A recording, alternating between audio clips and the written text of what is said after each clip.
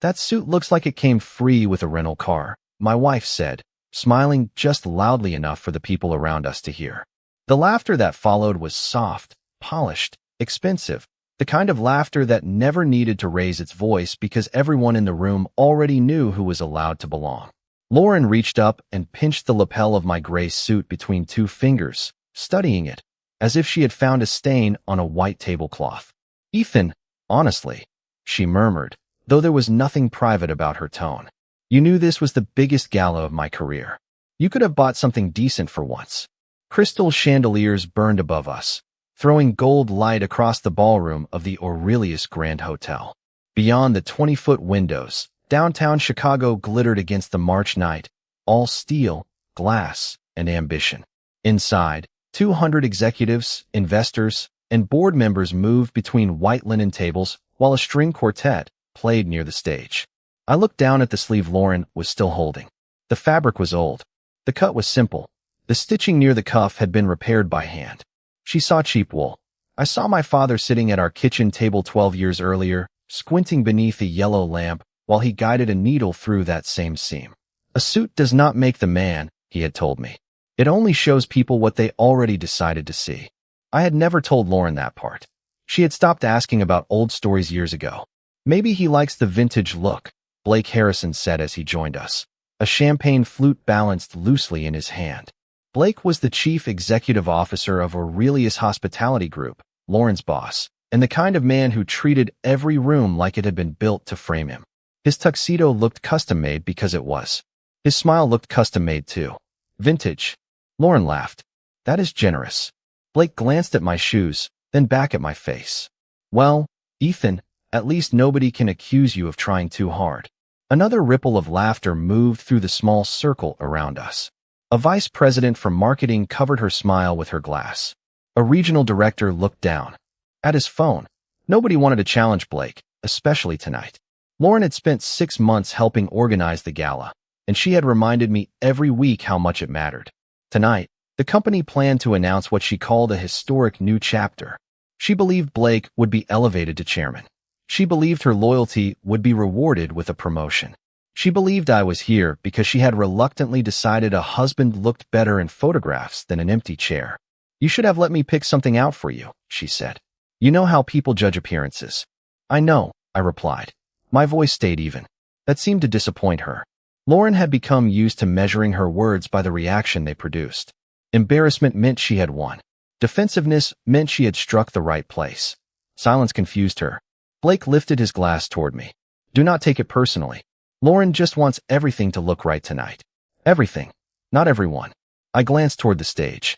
Richard Caldwell, the silver-haired chairman of the board, stood near the podium speaking quietly with Natalie Brooks, the company's general counsel. Natalie looked across the ballroom and met my eyes. She gave the smallest nod. 3 hours earlier, she had watched me sign the final page of a purchase agreement in a private conference room 42 floors above us. Walker Ridge Capital now controlled 57% of Aurelius Hospitality Group. Lauren did not know that Walker Ridge was mine. Blake did not know the man he was mocking could remove him before breakfast. The people laughing around me did not know the announcement scheduled for 9 o'clock would change every name card at the head table. I checked my watch. 8:43. 17 minutes. Lauren followed my glance and sighed. "Please do not disappear before the presentation. I need you visible when they take pictures." "Visible," I repeated. "But not noticeable," she said, smoothing the front of my jacket as though fixing me might still be possible. Blake smiled into his drink. I felt something tighten behind my ribs, not anger exactly, but the quiet recognition that a door had closed. I had spent years telling myself Lauren was stressed, ambitious, surrounded by people who confused status with character. I had defended her tone. I had excused her distance. I had mistaken patience for loyalty and silence for peace.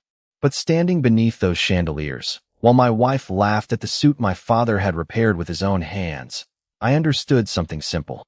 She was not embarrassed by the clothes. She was embarrassed by the man she believed was wearing them.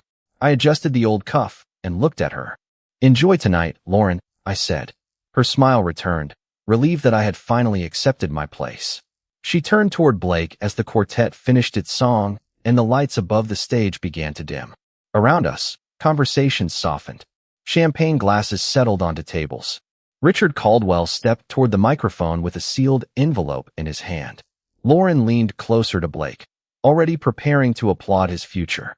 I stayed where she had left me, near the edge of the room, wearing the cheapest suit in the ballroom.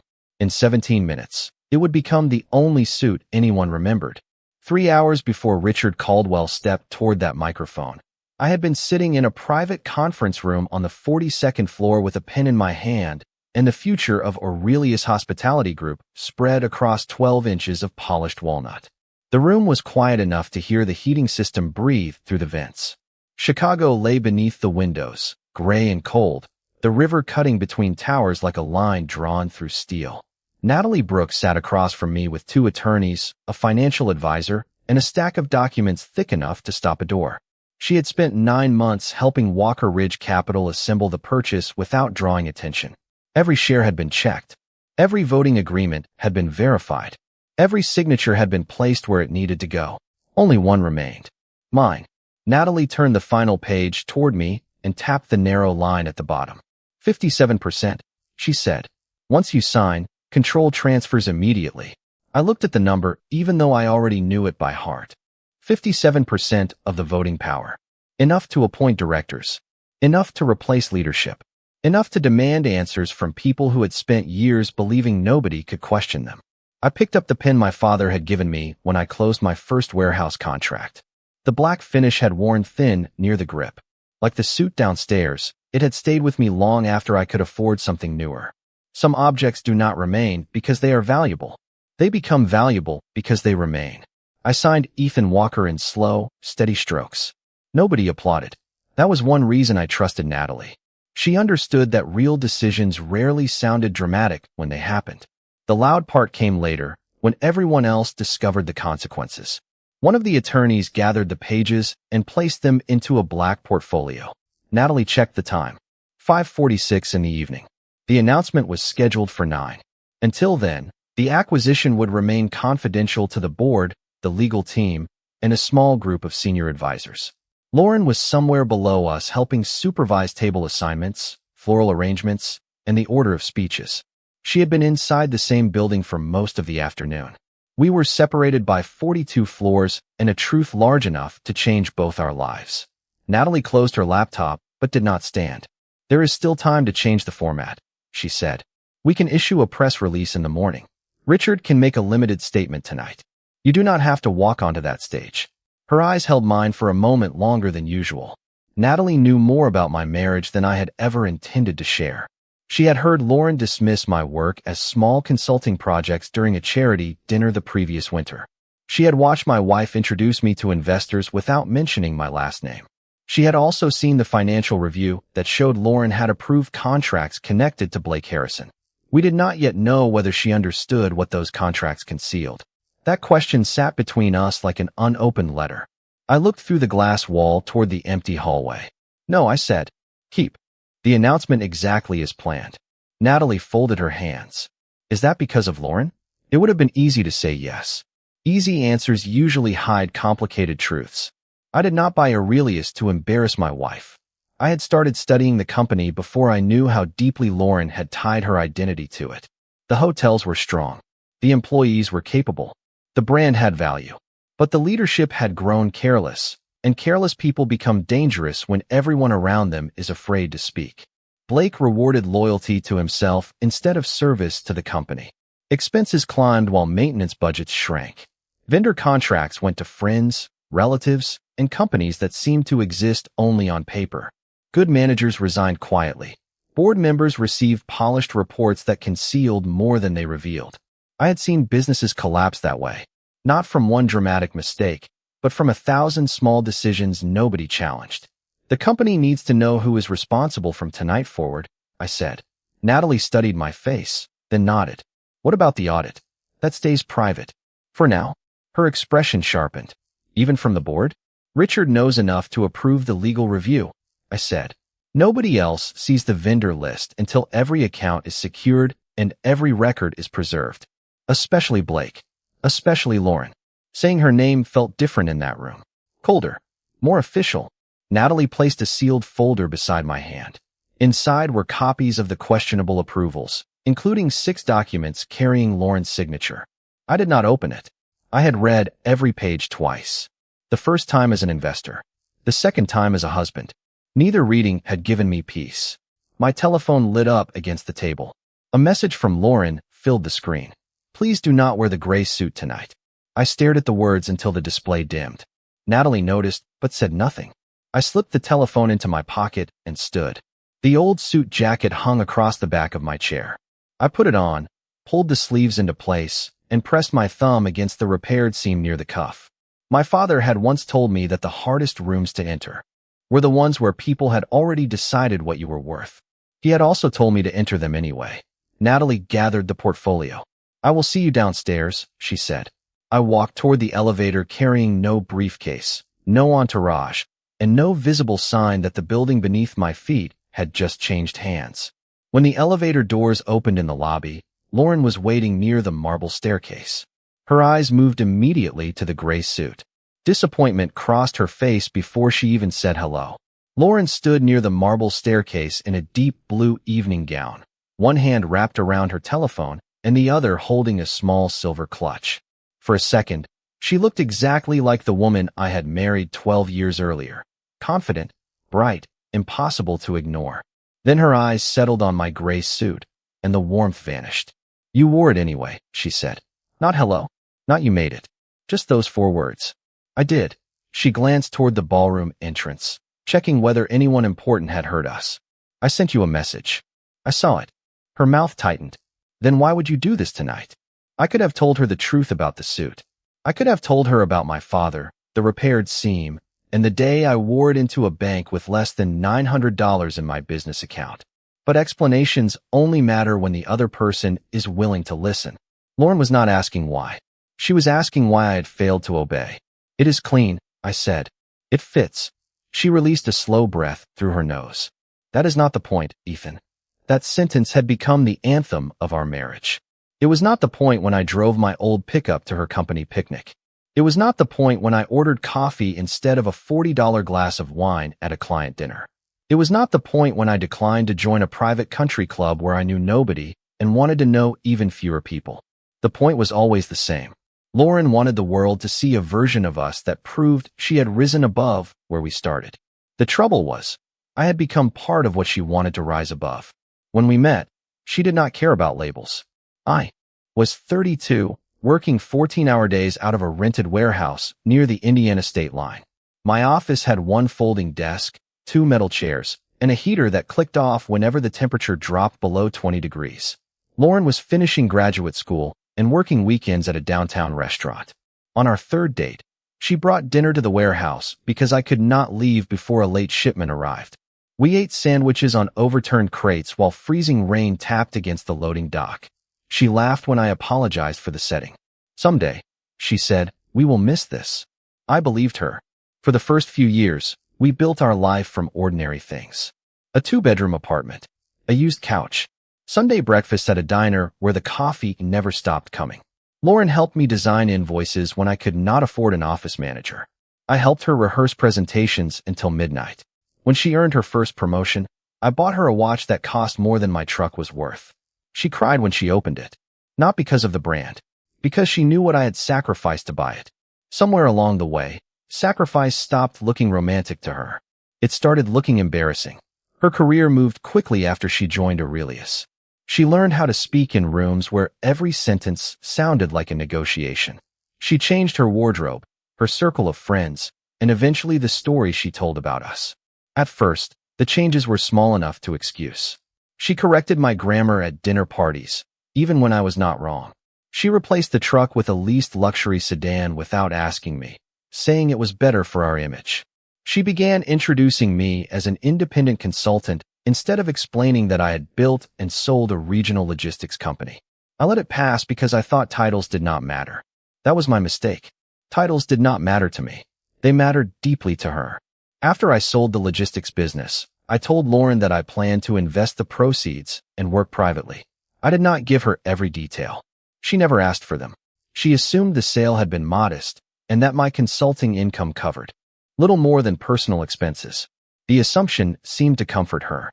It placed her at the center of our financial story. The higher she climbed, the smaller she made my role. At charity events, she joked that I was semi-retired. At company dinners, she said I preferred simple work. Once, in front of 6 executives, she called my office a hobby with business cards. Everyone laughed. So did I? That was easier than admitting the joke had followed me home. I had planned to tell her about Walker Ridge when the fund closed its first major acquisition. Then I heard her mock a hotel employee for wearing scuffed shoes. I waited. I planned to tell her after our 10th anniversary. That night, she spent 20 minutes criticizing a couple at the next table because their clothes looked cheap. I waited again. Year after year. The truth became less like a secret and more like a test she did not know she was taking. Would she respect me if she believed I had less money? Would she defend me when there was nothing to gain? Would she remember the man from the warehouse when the room filled with people wearing tailored tuxedos? Lauren stepped closer and adjusted my tie with brisk, irritated movements. Blake expects tonight to be perfect, she said. This is important for my future. I know. Then please do not make this harder than it needs to be.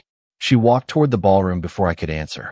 I watched her disappear beneath the gold light, moving toward Blake and the life she believed he could give her. 12 years earlier, she had eaten sandwiches beside me in a freezing warehouse and called it a beginning. Tonight, she looked at the same man and saw something she needed to hide. I followed her inside, not because she had asked me to, but because the final answer to a 12-year question was waiting beneath those chandeliers. The first time I wore that gray suit, I had $38 in my checking account and a meeting with a banker who had already rejected me twice. I was 29 years old, operating Walker Freight from a warehouse that smelled like cardboard, diesel, and burnt coffee. We had 3 delivery trucks, 2 full-time drivers, and a stack of unpaid invoices that seemed to grow every time I looked away. One transmission failure had erased our emergency fund. A delayed client payment had left payroll due on Friday with no money to cover it. By Thursday afternoon, I had run out of solutions that did not require asking someone to believe in me. My father, Walter Walker, found me sitting behind the warehouse with my elbows on my knees and a legal pad covered in numbers that refused to work. He was 63 then, recently retired from a machine shop, where he had spent more than 30 years repairing equipment other men had given up on. He picked up the legal pad, studied it, and asked how much I needed. $8,000, I said. The number sounded enormous in my mouth. He nodded once, as if I had asked him to pass the salt. Then we find 8,000. I told him I had already tried every bank in the county. He told me I had not tried every way of asking. The next morning, he withdrew nearly all the savings he had set aside for a fishing boat he had wanted since I was a child. He placed a cashier's check on my folding desk and refused to let me call it a gift. It is an investment, he said. Not in the trucks. In you. I bought the suit that afternoon from a department store clearance rack for $149. It was the first suit I had ever owned. The sleeves were slightly long, the shoulders were a little wide, and the salesman kept trying to move me toward something more expensive. I chose the gray one because my father said it made me look dependable. That evening, while I practiced my loan presentation at my parents' kitchen table, the cuff caught on a loose screw beneath the chair and tore along the seam. I stared at the rip as if it were proof that I had no business walking into a bank. My father took the jacket from me without a word. He found an old sewing kit in the hall closet, threaded a needle beneath the yellow kitchen light, and began repairing the damage. His hands were broad and scarred from decades of machine work, but the stitches were small and careful. You think that banker is going to decide your future by looking at this sleeve? He asked. He might. My father smiled. Then he is not deciding your future. He is only revealing his judgment. He pulled the thread tight and handed the jacket back to me. A suit does not make the man. It only shows people what they already decided to see. The next morning, I entered the bank wearing that repaired jacket and carrying a folder filled with delivery records, customer letters, and a plan I had rewritten until sunrise. The banker looked at the numbers. He looked at me. Then he approved a small business loan that kept Walker Freight alive. It was not enough to make us successful. It was enough to give us time. Sometimes time is the most valuable thing anyone can buy. 6 months later, my father died after a sudden heart condition no doctor had expected. He never saw the second warehouse. He never saw the fleet grow to 40 trucks. He never saw me sell the company for more money than either of us had known how to imagine. But he saw me survive that first winter. He saw every employee receive a paycheck. He saw me repay his $8,000 with interest, though he complained about the interest until the day he died. After the funeral, I found the receipt for his fishing boat folded inside his desk. He had never bought it. I kept the suit because it carried the last lesson he had sewn into my life with his own hands. Lauren knew my father had helped start the company, but she never knew about the check or the torn cuff. In the early years, she used to smile when I wore the suit. Later, she began asking why I kept something so outdated. Eventually, she stopped asking and simply judged it. Across the ballroom, she stood beside Blake beneath the chandeliers, laughing with people who saw fabric and assumed value. I pressed my thumb against the old stitches. They were still holding. So was I? Then Richard Caldwell lifted the microphone, and the room began to quiet. Richard Caldwell lifted the microphone, and the room settled into a silence polished by money. Waiters stopped between tables. The quartet lowered their instruments. Lauren moved closer to Blake, her face bright with expectation. She believed the next few minutes would confirm everything she had worked toward. Blake would become chairman. She would become one of the most powerful executives in the company. Their success would be toasted beneath chandeliers while I stood near the edge of the ballroom in a suit she considered an embarrassment. Richard began with the usual language about growth, legacy, and responsibility. I heard the words, but my attention stayed on the people gathered around Blake. Several senior officers smiled before the announcement had even been made. They had learned that confidence could look convincing when everyone shared the same secret. 9 months earlier, Walker Ridge had begun reviewing Aurelius as a possible investment. On paper, the company was strong. 43 hotels across the country. Valuable properties in Chicago, Boston, Denver, and Seattle. Revenue had increased for 6 straight years. Guest satisfaction remained high. The brand carried the kind of reputation that took decades to build. But numbers can tell the truth only when someone asks the right questions. Our analysts noticed that operating costs were climbing faster than occupancy. Marketing expenses had nearly doubled, yet direct bookings had barely moved. Renovation budgets were being delayed, while consulting fees appeared in departments that had never used consultants before. One unusual payment can be explained. 27 unusual payments form a pattern. The first name that kept appearing was Harrison Strategic Media. The company had received more than $4 million from Aurelius over 3 years. Its website displayed stock photographs, vague promises, and an office address that led to a shared workspace outside Milwaukee. The listed president was Daniel Harrison, Blake's younger brother. There was no record of a competitive bidding process. No independent review. No clear explanation for why a regional media company with 6 employees had received contracts larger than established national firms. Blake had approved the relationship, but he was not the only signature on the documents. Lauren's name appeared beneath his on 6 separate agreements. The first time Natalie showed me the files, I studied each page like a man searching for a harmless explanation. Lauren led corporate communications. Vendor approvals fell within her responsibilities. She might have trusted the financial department. She might have relied on Blake's assurances. She might have signed without understanding the connection. Every possibility sounded reasonable until I reached an email attached to the 5th contract. Lauren had asked whether the vendor relationship could create a disclosure problem. Blake replied that the board did not need unnecessary details. 20 minutes later, Lauren approved the payment. That email changed the temperature of the room. It did not prove she had taken money. It did not prove she understood the full structure. It proved she had seen a warning and chosen convenience over questions. I wanted to ask her about it the moment I found out. I imagined placing the documents on our kitchen table and watching her face for the truth. Natalie stopped me. If Lauren warned Blake, records could disappear. Accounts could be moved. Employees could be pressured into changing their statements. We needed silence more than confrontation. So I went home each night and listened to my wife discuss gala decorations while copies of her approvals sat inside a locked cabinet at my office. She complained that Blake was under too much pressure. She praised his leadership. She told me that men like him understood what it took to operate at the highest level. I said very little. Silence became work. Our review expanded. A consulting firm in Nevada had billed Aurelius for strategic planning sessions that no employee remembered attending. A vendor in Florida charged 3 times the market rate for promotional materials. Hotel managers had requested basic repairs while corporate officers approved private retreats, luxury transportation, and event budgets large enough to renovate entire floors. Good employees were being asked to save pennies while senior leadership spent dollars without explanation. That was why I bought the company. Not because Lauren worked there. Not because Blake annoyed me. Aurelius was valuable, but it was being hollowed out by people who believed a famous name could survive endless neglect. My father used to say a machine rarely fails all at once. First comes a sound nobody wants to hear, then a vibration everyone learns to ignore. Eventually, the damage becomes too expensive to hide. Aurelius had been vibrating for years. Richard continued speaking about a new era of accountability. Blake adjusted his cuff links and smiled toward the stage. Lauren rested one hand lightly on his arm, congratulating him before the room had heard a name. Then she looked across the ballroom and found me watching.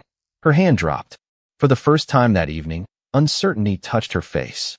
Richard paused, opened the sealed envelope, and said the company's future would require more than growth. It would require answers. The smile on Blake's face remained, but it no longer reached his eyes. Before Richard could continue, a board secretary approached the stage and whispered into his ear. His expression did not change, but he folded the paper in his hand and looked toward Natalie. She gave him a measured nod. Our final corporate announcement will follow dinner, Richard said. For now, please enjoy the evening and help us recognize the employees who made this year possible. Applause rose across the ballroom, polite and automatic. Music returned. Conversations restarted. The tension did not disappear. It only slipped beneath the surface. Blake smiled again, though his fingers remained tight around the stem of his glass. Lauren crossed the room toward me with quick, controlled steps. Why was Richard looking at you? She asked. Was he? Do not do that. Do what? Answer a question with another question. Her eyes moved toward Natalie, who was speaking with two members of the board near the stage. And why does the general counsel keep watching you? You could ask her. Lauren studied me as if trying to locate a missing piece in a picture she believed she already understood. Then Blake called her name from the head table, and the uncertainty vanished behind her professional smile. Dinner is starting, she said. Your table is near the back. I looked past her. A white place card bearing my name sat beside hers at the leadership table, exactly where Richard had instructed the event staff to place it. Lauren followed my eyes and lowered her voice. I moved you. Why? Because this table is for senior leadership and major stakeholders. She said it carefully, like she was explaining a rule to someone who should have known better. Blake has invited Thomas Reed from North Coast Capital to sit beside me. He could be important to my promotion. So you gave him my seat. It is one dinner, Ethan, at the most important event of your career. She missed the echo in her own words. Or perhaps she heard it and did not care. Please do not make this personal. I almost smiled. She had spent the entire evening making me personal enough to mock, but not important enough to seat beside her. Where am I sitting? I asked. Lauren pointed toward a table near the service doors, where several junior managers and outside vendors were taking their places. You will be more comfortable there. Comfortable. Another polished word designed to hide an uglier one. Invisible. A waiter stepped between us carrying plates beneath silver covers. Lauren moved aside, then reached for my sleeve. I need tonight to go well. For the company? I asked. For us, she replied too quickly. Behind her, Blake raised his glass toward Thomas Reed and laughed. Lauren glanced over her shoulder, anxious to return. You know what I mean. I am beginning to. She walked away before the answer could slow her down. I took my assigned seat at the back of the ballroom. The junior managers introduced themselves with the cautious friendliness of people accustomed to being overlooked. A hotel operations supervisor named Marcus said he had worked for Aurelius for 11 years. A revenue analyst named Claire apologized because the table was close to the kitchen. I told her the seat was fine. It was. From there, I could see the entire room. Lauren sat between Blake and Thomas Reed beneath a centerpiece of white roses. She leaned toward them as they spoke, laughing at the correct moments. When Thomas asked who I was, Lauren glanced in my direction. I could not hear her first sentence, but I saw the small movement of her hand, dismissive and light. A few minutes later, Thomas approached our table while waiting for a telephone call. You are Lauren's husband, right? He asked. Ethan. We shook hands. His grip was firm, his expression neutral. She says you do some independent consulting. Among other things. Must be nice having flexibility while she handles the corporate pressure. He did not sound cruel. He sounded informed. Lauren had given him a version of our marriage, and he had accepted it. Before I could respond, she joined us. Ethan has always preferred smaller projects, she said. He is not really interested in the spotlight. That can be wise, Thomas replied. The spotlight shows every flaw. Lauren laughed. Then Ethan is very safe. The words were gentle. The meaning was not. Marcus looked down at his plate. Claire reached for her water. Thomas gave an uncertain smile, sensing that he had stepped into something private. I watched Lauren wait for my reaction. She wanted me to laugh and make the moment harmless. I did not. You are right about one thing, I said. I have spent a long time outside the spotlight. Her shoulders relaxed. She thought I had accepted the role again. Some people belong there, she said. Others are better behind the scenes. Across the room, Natalie closed her folder and handed it to Richard. He checked his watch. Blake returned to the head table and whispered something into Lauren's ear. She smiled at him without looking back at me.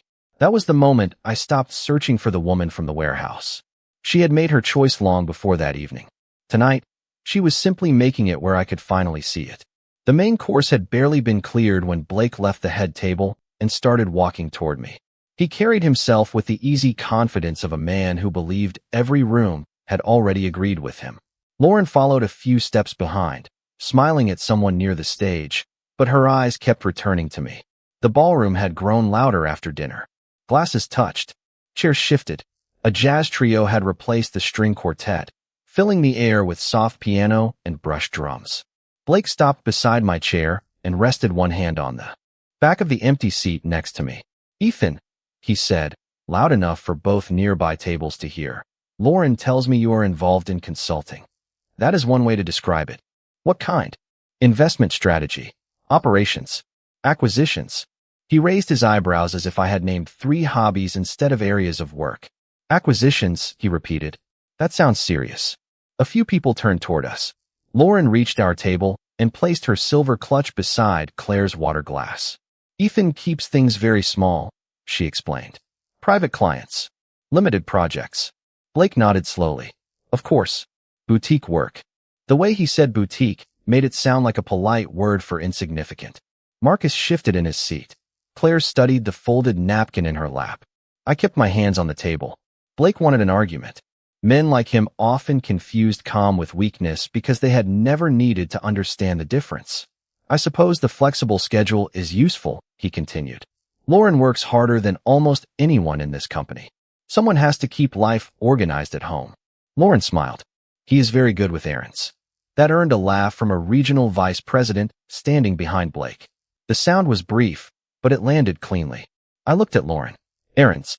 Her smile tightened. Do not make it strange. I was joking. I wanted to make sure I heard you correctly.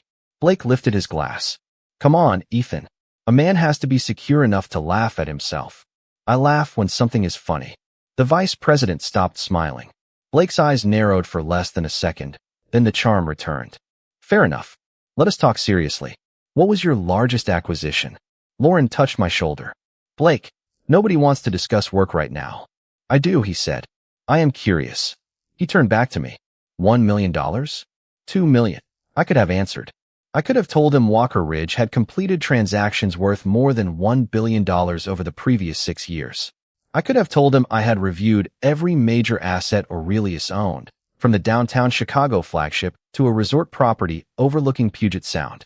Instead, I asked, why does the number matter? Scale tells you whether someone understands pressure. Does it? Absolutely. Advice is easy when nothing important is at risk. He smiled toward the people watching. Running a real company is different. Lauren said nothing. That silence said more than defense would have. Blake reached inside his jacket and removed a white envelope embossed with the name of an exclusive men's store on Michigan Avenue. He placed it on the table in front of me. Consider this a peace offering. I did not touch it. What is it? A gift certificate. $5,000. Enough for a proper suit and probably a pair of shoes. The regional vice president laughed again. This time, 2 others joined him. Blake raised his glass toward my gray sleeve. Every man deserves to look successful at least once. I looked at Lauren. Her face held a warning, not for Blake, but for me. She wanted me to accept the insult gracefully so nothing would disturb her evening. "Say thank you," she murmured. 3 words. Quiet. Simple. Final. I picked up the envelope. Blake's smile widened. Lauren relaxed. Then I slid the gift certificate from inside and looked at the amount printed across the center. $5,000. Generous, I said. Think nothing of it. I do. I folded the certificate once and placed it inside Blake's champagne glass. The paper darkened as the liquid climbed through it. Nobody laughed. Blake stared at the glass, then at me. Was that necessary? No, I said. Neither was the gift. Lauren's face flushed. Ethan, apologize. For declining charity? For embarrassing my boss. He tried to embarrass your husband. Her mouth opened, but no words came. I stood and adjusted the repaired cuff of my suit. I gave you every chance to decide which one mattered. The jazz trio ended its song. Applause drifted through the ballroom, thin and distracted. Near the stage, Richard Caldwell stepped toward the microphone again. Blake removed the ruined certificate from his glass and placed it on the table with 2 fingers. His smile had disappeared. Lauren leaned close to him and whispered, "Do not worry. After tonight, none of this will matter." Richard tapped the microphone once. The room began to quiet. "Ladies and gentlemen," he said, "it is time to introduce the person who will lead Aurelius into its next chapter." Blake straightened his jacket. Lauren reached for his hand. I remained beside the table, watching them prepare to celebrate the wrong man. Richard Caldwell waited until the last whisper faded before continuing. The ballroom became so still that I could hear a waiter place a glass onto a tray near the service doors. Lauren stood beside Blake with her hand resting lightly against his. She did not seem aware that she was doing it. Or perhaps she was. Either way, the gesture told me exactly where she believed her future belonged. Blake lifted his chin toward the stage, already wearing the expression of a man preparing to accept congratulations. Richard looked across the room slowly. He had led Aurelius for 26 years, long enough to understand that important news should never be rushed. "Tonight is not only a celebration of what this company has achieved," he said. "It is also a recognition that success creates obligations." The large screens behind him changed from the Aurelius logo to photographs of hotel employees across the country. Housekeepers in Denver, maintenance workers in Boston, front desk teams in Seattle, kitchen crews in Chicago, people whose names rarely appeared in annual reports, but whose work held the entire brand together. Richard spoke about them before he mentioned investors, executives, or ownership. That was one reason I had agreed to keep him on the board. He understood that a hotel was not built from marble lobbies and expensive advertisements. It was built by people arriving before sunrise and staying after guests had gone to sleep. For several years, Richard continued, Aurelius has expanded faster than at any point in its history. Growth can be a sign of strength. It can also become a place where weaknesses learn to hide. A subtle movement passed through the leadership table. Blake's smile remained, but his hand left Lauren's. Thomas Reed leaned forward. The regional vice president who had laughed at my suit stopped looking toward the stage and began studying. Blake instead. Richard let the silence settle. Our board has spent the past several months considering what kind of leadership this company requires for its next chapter. Lauren turned toward Blake and whispered something I could not hear. He gave her a small, reassuring nod. She smiled, but it looked tighter than before. Near the stage, Natalie stood with the black portfolio pressed against her side. She did not look at me. That was part of the discipline we had agreed upon. No signals. No private exchanges. Nothing that might give Blake time to understand the shape of what was coming. Richard began recognizing senior employees for years of service. One by one, names were announced and applause filled the ballroom. The delay made Blake more confident. He shook hands with 2 board members as if the decision had already been confirmed. Lauren moved beside him. Accepting compliments meant for a promotion nobody had officially announced. I remained near the back table with Marcus and Claire. Neither knew why I was still standing. Claire quietly offered me the empty chair beside her, but I told her I was fine. My pulse was steady. My father had taught me that waiting was not the same as hesitation. Sometimes waiting was the final part of the work. Blake looked toward me once. There was satisfaction in his face. He believed Richard was about to place the company in his hands, and he wanted me to witness the distance between us. He adjusted his cuff links, then said something to Lauren that made her laugh. She glanced at my gray suit again. Even from across the ballroom, I recognized the expression. Pity mixed with embarrassment. It was the way people looked at someone they had already decided would never surprise them. Richard finished the employee recognitions and returned to the center of the stage. The screens behind him went dark. A new slide appeared with 3 words in white letters: ownership, responsibility, renewal. The room changed. It was not visible at first, but it could be felt. Conversations stopped completely. Board members straightened in their seats. Blake's shoulders stiffened. Richard opened the sealed envelope again. Effective as of 5:46 this evening, he said, Aurelius Hospitality Group completed the largest ownership transition in the company's history. A wave of murmurs spread from the front tables to the back. Lauren looked at Blake. His face remained controlled, but I saw the calculation begin behind his eyes. This was not the language used for a promotion. Richard continued. A privately held investment firm has acquired a controlling interest representing 57% of the company's voting power. Thomas Reed slowly lowered his glass. One of the board members turned toward Natalie. Blake looked at Richard, then at the screen, then toward the ballroom entrance, as if expecting a stranger to walk through it. Lauren's hand closed around his arm. "Did you know about this?" she whispered. Blake did not answer. Richard explained that the acquisition had received full legal review and board approval. He said the new majority owner intended to preserve the strongest parts of Aurelius while examining the decisions that had placed its reputation at risk. That final sentence drained the last trace of celebration from Blake's face. Lauren stepped away from him by half an inch. It was a small distance, but I noticed. She had spent the evening standing close to power.